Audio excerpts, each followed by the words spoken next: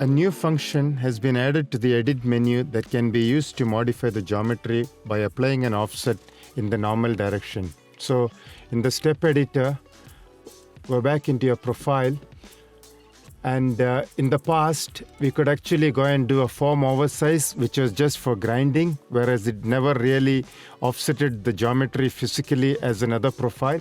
So currently what we have provided is, if you go into the edit menu, you can have an oversize, and you can specify what the oversize is supposed to be.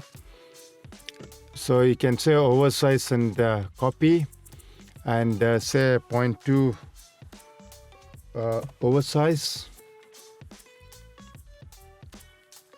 and you can see it's created another profile, with that offset, and this can be used for grinding, a roughing operation or so.